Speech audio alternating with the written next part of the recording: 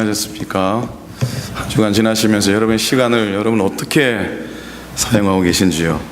우리들의 일상 가운데 가장 많은 시간을 할애하는 것은 뭐겠습니까? 일하는 거죠. 그리고 그 다음에 자는 거랍니다. 그 다음에 뭔지 아십니까? 그 다음에 약간 다를 수가 있습니다. 보통 우리들은 먹는 것인데 애들은 게임하는 게 아마 그 다음일 것 같습니다. 시간을 많이 보내요.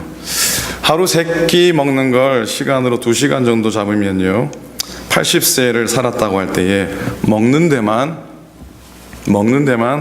2433일을 쓴답니다. 예, 아무도 안 내놓으시는 거죠. 놀랍지 않습니까? 6년 6개월을 먹는 데 쓴다고 합니다. 애들 말로 이건 뭐 헐이라고 합니까? 굉장히 많은 시간을 씁니다. 식탁에서 영성을 찾기란 쉽지 않죠. 그런데 한번 다시 생각해 보면 식탁은 영성으로 가득한 겁니다. 가득한 곳이에요. 먼저 우리가 먹는 모든 것은 생명입니다. 우리가 먹는 모든 것은 다 생명이에요. 모든 음식의 재료가 하나님의 창조로 빚어진 그런 생명체이기 때문이죠. 음식은 서로 다른 생명을 먹이고 살립니다.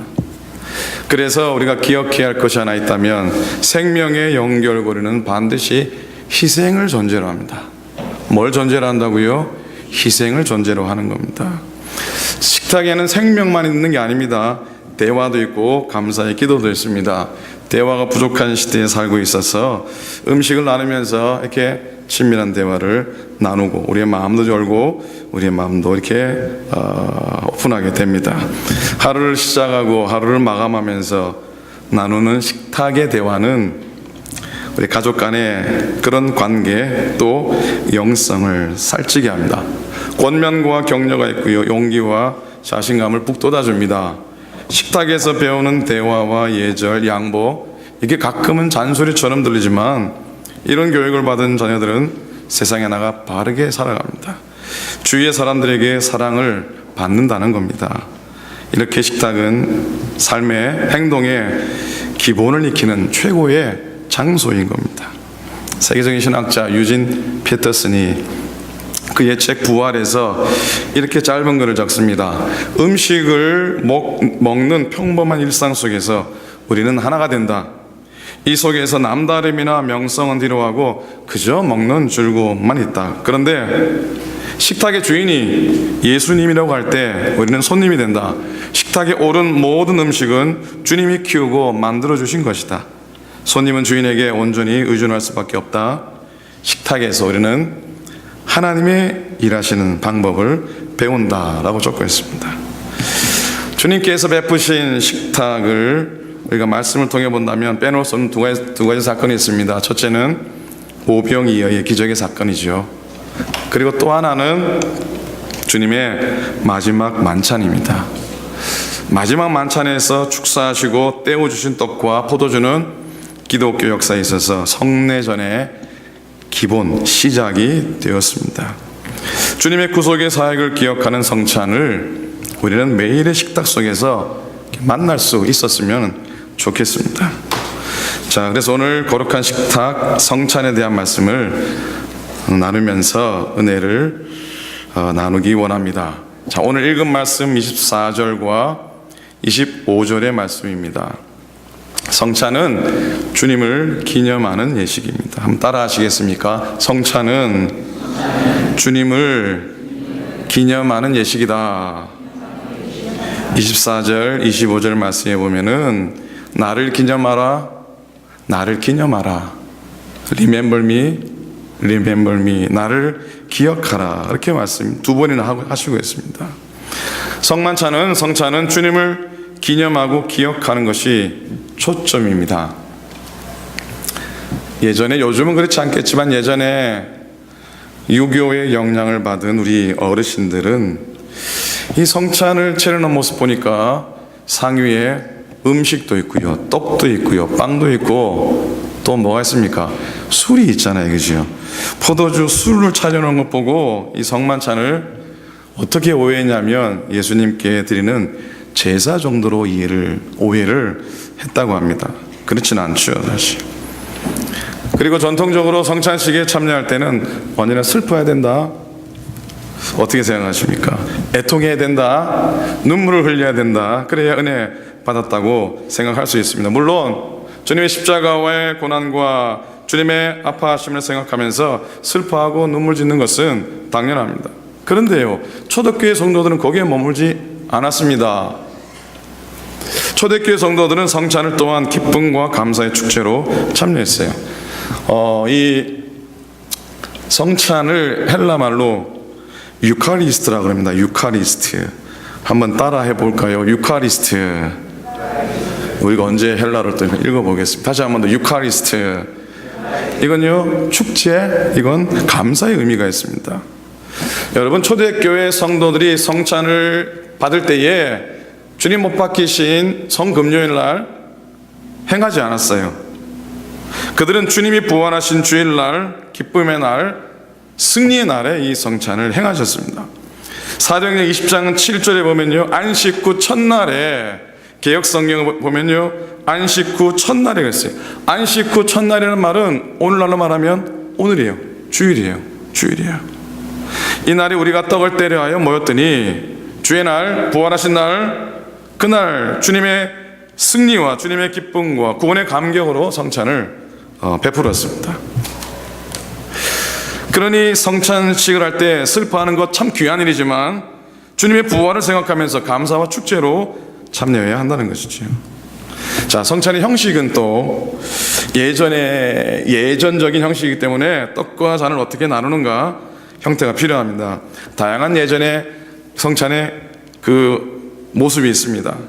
이건 맞고 저건 뭐 틀리고, 이건 자연스럽고 이건 또 부자연스럽고, 그런 차원보다도, 그런 접근보다도 좀 더 은혜롭게 성찬의 의미를 담아내는 형식을 찾는 게 필요하지 않을까 하는 생각을 가지면서 성찬의 떡은 좀 이렇게 떼어주는 것, 성찬의 떡은, 성찬의 빵은 이렇게 찢어서 나누는 것이 좋다는 생각을 해보게 됩니다. 예전에는요, 그 성찬식 때 미리 이렇게 빵을 이렇게 각을 줘서 자르지 않았습니까? 그죠?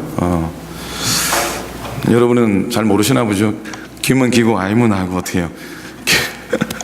네모로 꼭 잘랐습니다. 그게 뭐 여러 가지 이유가 있겠지만 성찬식이 잘 이렇게 원활하게 진행이 되도록 그렇게 했는지는 모르겠습니다. 저도 어릴 적에 성찬하는 날은 제가 삼형제인데, 이 삼형제에게는 정말로 기다리는 날이었습니다. 한국교회는 예전에는 보통 1년에 2번 성찬식 갔죠. 뭐 부활주일 아니면 추수감사주일 이 정도입니다. 그죠?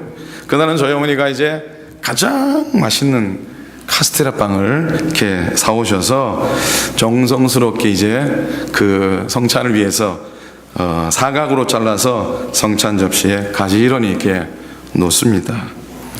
그렇게 자르면은 이 뭐가 남습니까?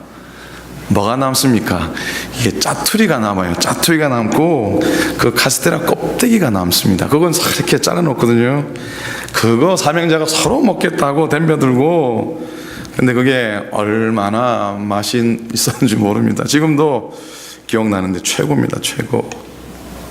근데 예수님께서 처음으로 성찬을 베푸셨을 때 보면 떡을 떼서, 떡을 찢어서 제자들에게 주셨다 합니다. 마태복음 26장 26절 보면 그들이 먹을 때에 예수께서 떡을 가지사 take, 축복하시고 bless, 떼어 break, 제자들에게 주시며 give, 이르시되 받아 먹으라 이것은 내 몸이니라 하시고. 그래서 이 성찬할 때 중요한 네 동사를 얘기하죠. take, bless, break, give. 사도 바울도요, 사도행전 27장에 보면은 떡을 가져다가 모든 사람 앞에서 하나님께 축사하시고 떼어 먹기를 시작하며, 떡을 찢는다, 떡을 뗀다고 하는 의미는 예수님의 몸이 깨어지고 예수님의 몸이 찢어짐을 의미합니다. 예수님은 자신의 몸을 십자가상에서 찢김을 당하시도록 내어주셨어요. 브레이크 됐어요. 브로큰 하셨어요. 그렇게 주님께서 자신의 살을 찢으셨습니다. 자신을 찢으신 예수님의 희생과 예수님의 구속의 섬김은 하나님과 인간 사이에 가로막혔던 성전의 큰 휘장을 브레이크 하십니다. 찢어버리십니다. 브로큰의 삶은 희생이고 섬김이고 겸손이고 헌신입니다.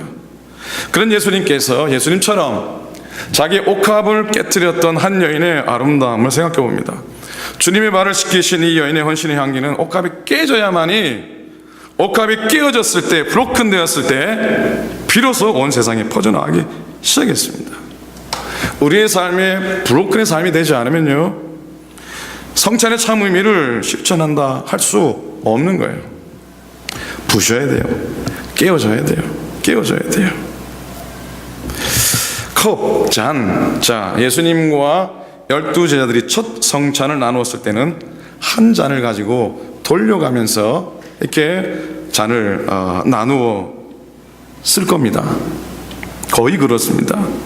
그때 제가 있지 않아서 모르겠지만 거의 그렇다 보시면 맞습니다. 그때 각각의 잔을 가지고 성찬식 한 게 아니었어요. 큰 잔에 포도를 담고 떡을 떼고 그리고 그 잔을 돌리면서 한 잔을 받은 거였습니다. 지금은 사실 위생적으로 문제가 되기 때문에 그렇게 하지 못하지만 우리는 한 떡을 떼어서 한 잔에 자기의 뗀 떡을 포도즙에 적십니다. 그리고 자기 입으로 가져가죠. 저희는 그렇게 성례를 행하죠. 굳이 그렇게 한 이유는 뭐겠습니까? 한 떡과 한 잔이 갖고 있는 의미입니다. 주님의 몸된 교회가 하나이고 모든 지체가 하나이어야 한다는 것이죠.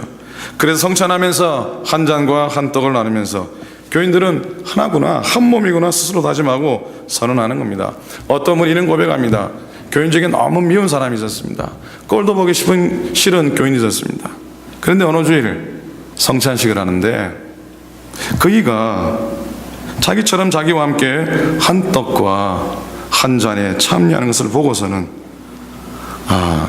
내가 미워하는 사람이지만 저희도 주 안에서 한 형제구나, 한 몸과 한 피를 받는 한 형제구나 깨닫고 회개했다고 합니다.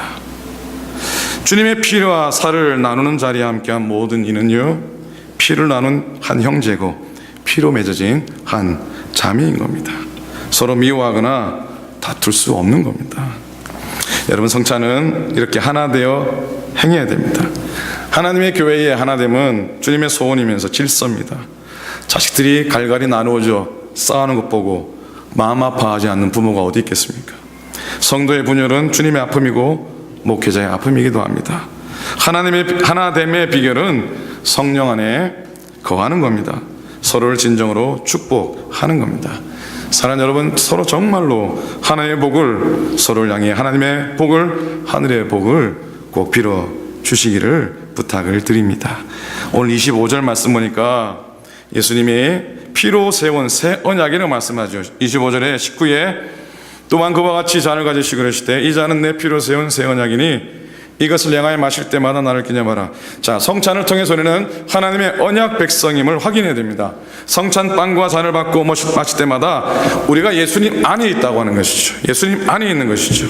예수님 안에서 우리가 하나님과 맺은 언약에 참여하는 겁니다. 그래서 하나님이 우리를 구원하시려고 하는 약속과 언약이 우리의 것이 되고요, 하나님의 언약 속에 있는 모든 축복이 바로 우리의 것, 여러분의 것이 되는 줄로 믿습니다. 믿으십니까? 아멘.